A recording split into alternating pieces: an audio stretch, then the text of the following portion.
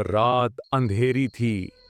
हवा स्स करके चल रही थी, जैसे किसी ने कान के पास से एक ठंडी सांस ली हो। गांव के बाहर का रास्ता सुनसान पड़ा था।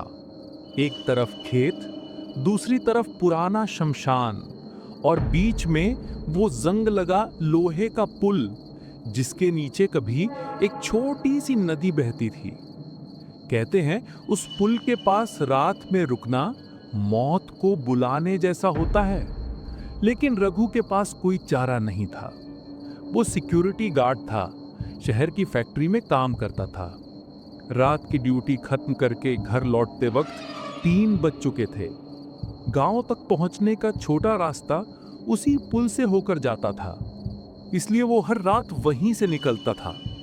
जैसे ही उसने सड़क पकड़ी, हवा और ठंडी हो गई। दूर कहीं कुत्ते भौंके, फिर अचानक सब कुछ शांत हो गया। रघु के हाथ में टॉर्च थी। रास्ते में मिट्टी और पत्थर भरे थे। चलते चलते उसने देखा शमशान की ओर से धुआं उठ रहा है। ऐसा लग रहा था जैसे किसी ने अभी अभी चिता जलाई हो। उसके कदम रुक गए। इतनी रात को कौन जलाता है चिता? उसने धीरे से कहा, और फिर खुद को समझाया, रघु तू अपना रास्ता देख। वो फिर चल पड़ा। पुल तक पहुंचते पहुंचते हवा और तेज हो गई। पेड़ों की डालियां हिल रही थीं, जैसे कोई अदृश्य हाथ उन्हें झुला रहा हो।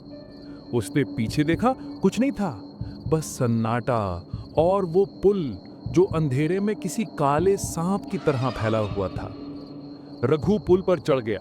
हर कदम पर लोहे की प्लेटें चरमराती, क्लैंग क्लैंग क्लैंग। बीच में पहुंचते ही उसे सामने कुछ हल्की रोशनियां दिखीं।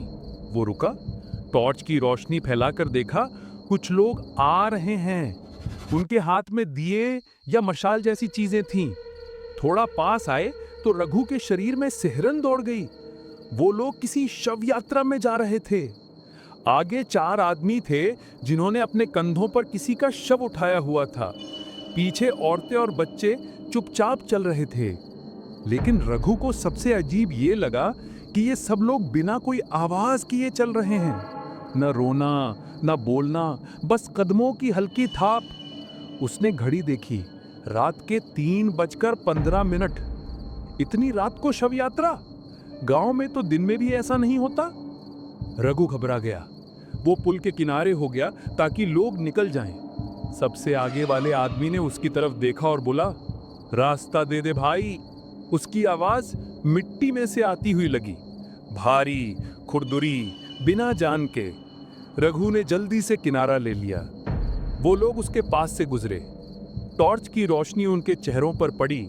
किसी की आंखें खुली थीं, लेकिन उनमें पुतलियां नहीं थीं। किसी के होंठ हिल रहे थे, पर आवाज नहीं। और जिस शव को वो उठाकर ले जा रहे थे, उसके पैर से राख झर रही थी। रघु के हाथ से टॉर्च गिर गई। वो पीछे हटने लगा। तभी उसने देखा आगे एक औरत खड़ी है। सफेद साड़ी, खुले बाल और पैर जमीन से ऊपर। वो हवा में थोड़ी सी तैर रही थी। उसका चेहरा आधा अंधेरे में छिपा हुआ था, पर आंखें लाल चमक रही थीं। वो धीरे धीरे आगे बढ़ी। उसने कहा, रघु, पहचाना मुझे? रघु की रगों में खून जम गया।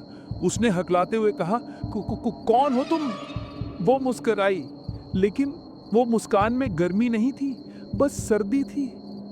जिसे तूने रास्ते पर छोड़ दिया था 3 साल पहले। रघु के दिमाग में एक बिजली सी कौंधी। 3 साल पहले उसी पुल के पास उसका एक्सीडेंट हुआ था। उसने एक लड़की को साइकिल से टक्कर मारी थी। वो गिर गई थी और रघु डर के मारे भाग गया था। उसे लगा था लड़की बच गई होगी। वो कांपते हुए बोला, वो तो। औरत ने चेहरा उठाया। आधा चेहरा जला हुआ, आंख से खून टपक रहा था और होंठों पर वही ठंडी मुस्कान।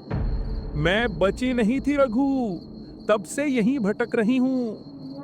रघु ने पीछे मुड़कर भागना चाहा, लेकिन पुल के दोनों छोर अब धुएं से भर चुके थे। कहीं कोई रास्ता नहीं।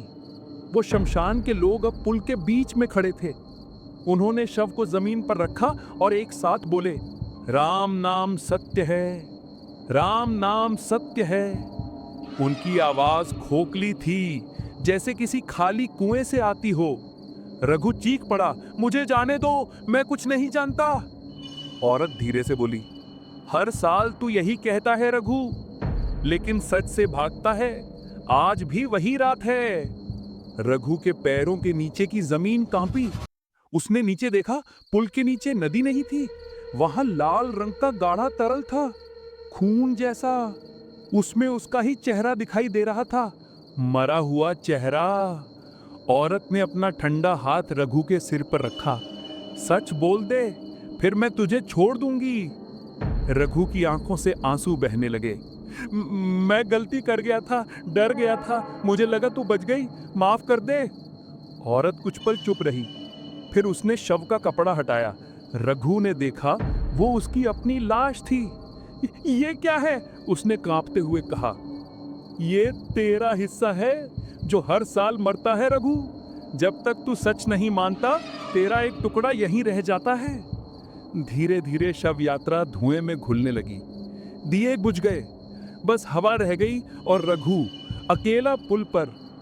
कंधे पर किसी ने हाथ रखा। रघु ने पलटकर देखा, गांव का पुजारी था वो। रघु बेटा, सुबह हो गई, तू यहां क्या कर रहा है? रघु ने आसमान की तरफ देखा, सूरज लाल रंग में उग रहा था। पुल खाली था, नदी में फिर से साफ पानी बह रहा था। पुजारी ने कहा, रात में इस पुल पर मत आया कर, ये उन आत्माओं का ठिकाना है जिनकी मृत्यु अधूरी रही। रघु चुप रहा। थोड़ी देर बाद बोला, पंडित जी, कल रात यहाँ किसी का दाह संस्कार हुआ क्या? पंडित ने सिर हिलाया। हाँ, एक औरत का हुआ। 3 साल पहले जली हुई लाश मिली थी, कल ही उसकी अस्थियां मिली तो संस्कार किया। रघु का दिल जैसे किसी ने मरोड़ दिया। उसने शमशान की तरफ देखा। दूर एक सफेद साड़ी हवा में हिल रही थी। हवा उसके कान में फुसफुसाई, राम नाम सत्य है। रघु चुप रहा। उस दिन के बाद उसने कभी रात की ड्यूटी नहीं की। पुल के उस पार का रास्ता उसने हमेशा के लिए छोड़ दिया। कहते हैं, आज भी अगर कोई उस पुल से रात के 3 बजे गुजरता है तो उसके पीछे से लाल मशाल की रोशनी दिखाई देती है और हवा में एक औरत की धीमी आवाज गूंजती है, पहचाना मुझे रघु, पहचाना मुझे रघु।